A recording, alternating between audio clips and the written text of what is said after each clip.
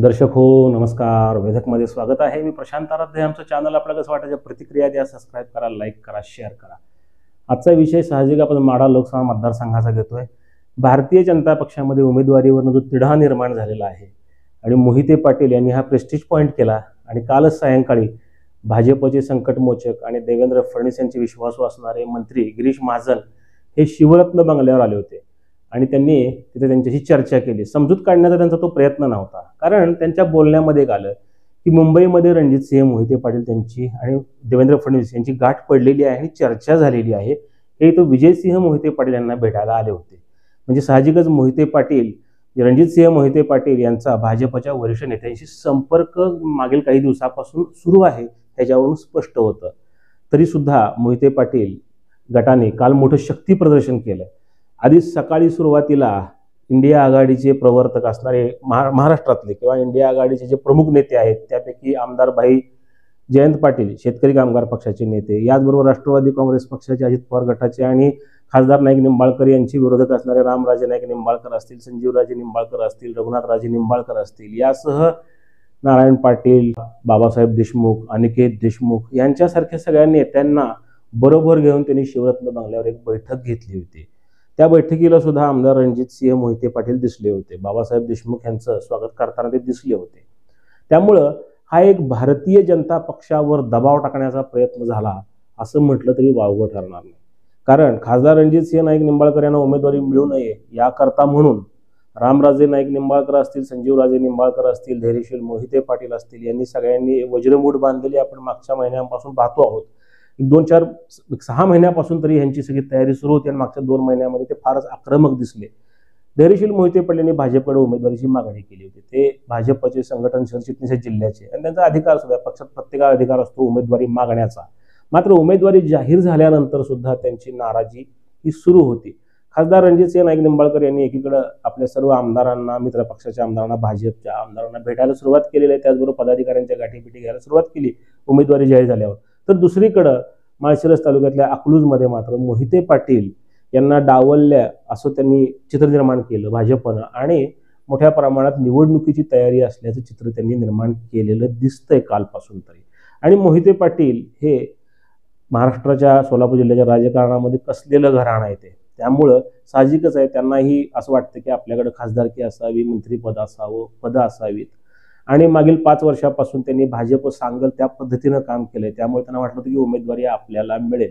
मात्र इथं जे सगळे सोलापूर जिल्ह्यात आणि फलटण माणकाटाव भागातल्या नेत्यांनी रणजितसिंह नाईक निंबाळकर यांचं नाव पुढे केले. मित्रपक्ष, त्यातले मित्रपक्ष जास्त ॲग्रेसिव्ह होते निंबाळकर यांना पुढे आणण्याकरता, कारण मोहिते पाटलांचं बऱ्याचशा गटांशी पटत नाही सोलापूर जिल्ह्याच्या राजकारणामध्ये. आणि आता अशा परिस्थितीमध्ये मोहिते पाटील यांनी काल सकाळी अगोदर भाई जयंत पाटील असतील किंवा निंबाळकर, रामराजे नाईक निंबाळकर यांना घेऊन बैठक घेतली आणि असं चित्र निर्माण झालं की धैर्यशील मोहिते पाटील हे लोकसभा निवडणूक कोणत्याही परिस्थितीमध्ये लढवणार आहेत. ते कोणत्या पक्षाकडे लढवणार, अपक्ष लढवणार की, कारण जयंत पाटील जसे त्या बैठकीमध्ये आले तसं असं वाटायला लागलं की शरद पवारांचे ते अत्यंत जवळचे आहेत आणि जी देश पातळीवर जी इंडिया आघाडी तयार केली विरोधकांनी, त्या आघाडी महाराष्ट्रामध्ये त्याच्यासाठी म्हणून जयंत पाटील काम बघतात. शेकापचे ज्येष्ठ नेते आहेत ते. आणि अशा परिस्थितीमध्ये ते जेव्हा अकलूजमध्ये आले तेव्हा सगळ्यांना वाटलं की शरद पवारांचा निरोप घेऊन ते आले असावेत किंवा त्यावरची चर्चा होईल. कारण रामराजे नाईक निंबाळकर हे राष्ट्रवादी काँग्रेस पक्ष, अजित पवार गटाचे नेते जरी असले तरी त्यांचे शरद पवारांशी संबंध चांगले. त्यामुळं माढा लोकसभा मतदारसंघामध्ये शरद पवार नवीन काहीतरी समीकरणं जुळवायच्या प्रयत्नात आहेत असं गेल्या काही दिवसापासून चित्र निर्माण झालं आहे. जसं त्यांनी रासपचे नेते महादेव जानकर यांना ऑफर दिली की तुम्ही माढ्यातनं उभा राहा महाविकास आघाडीकडनं, तसं त्यांचं लक्ष अकलूजकरांवरही आहे.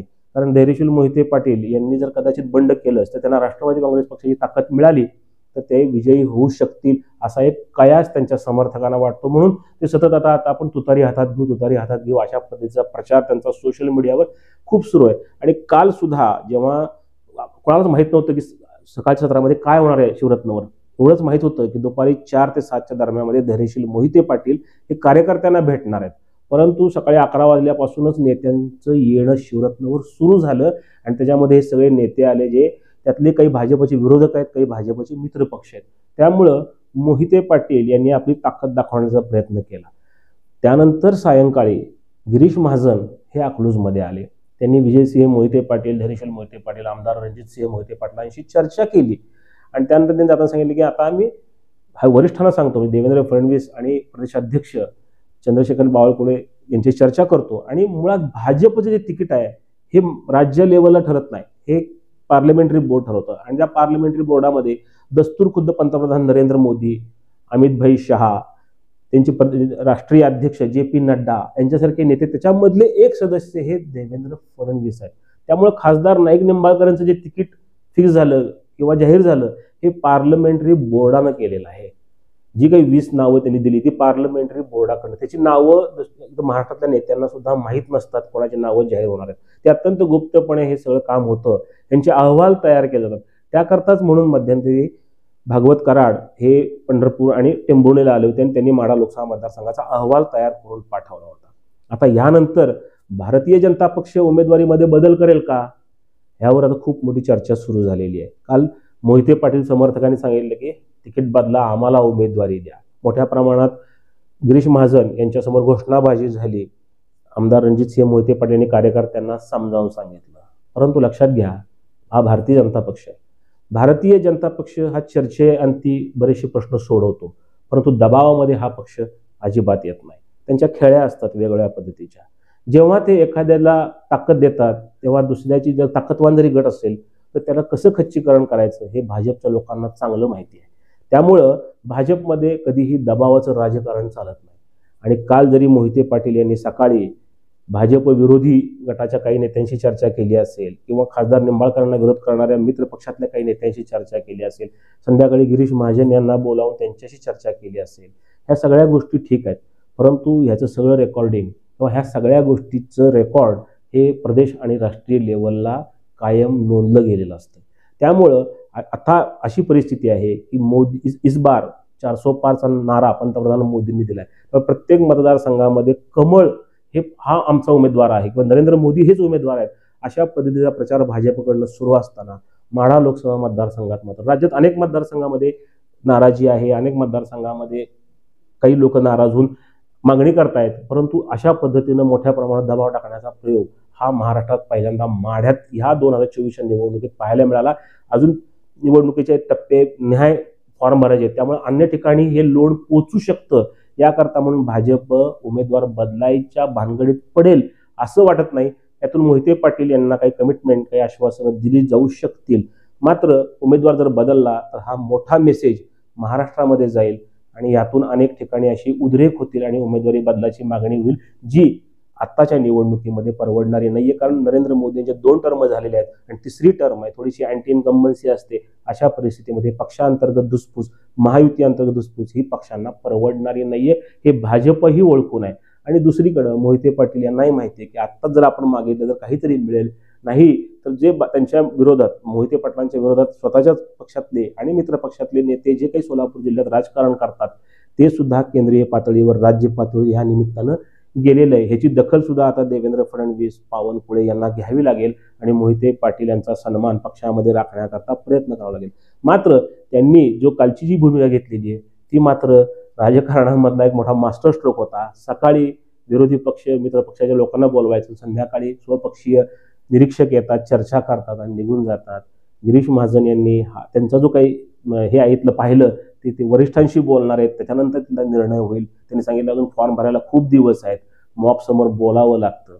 मात्र कालच्या ह्या प्रकरणामुळं सोलापूर जिल्हा म्हणण्यापेक्षा माढा लोकसभा मतदारसंघ पुन्हा एकदा देशामध्ये, राज्यामध्ये गाजला. कारण माढ्याचा तिढा हा नेहमीच खूप गाजतो आणि प्रत्येक वेळी मोहिते पाटील हेच त्याच्या म्हणजे प्रमुख हे असतात. कारण 2009ला मोहिते पाटलांनी उमेदवारी मागितली होती, रणजितसिंह मोहिते पाटील यांनी. मात्र इथल्या नेत्यांनी, सगळ्या राष्ट्रवादीतल्या शरद पवार यांना या मतदारसंघात आणलं. 2014ला मोदींची लाट होती, अशा परिस्थितीमध्ये तो पुढे उभारायला तयार नव्हतं, तेव्हा विजयसिंह मोहिते पाटलांना उमेदवारी देऊन त्याला विजयी झाले.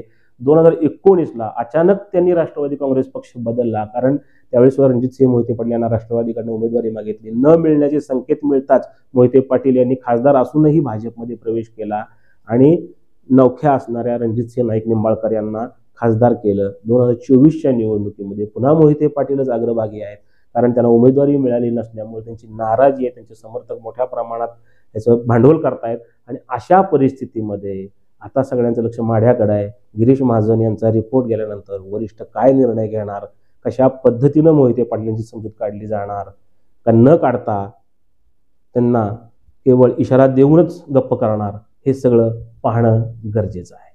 नमस्कार.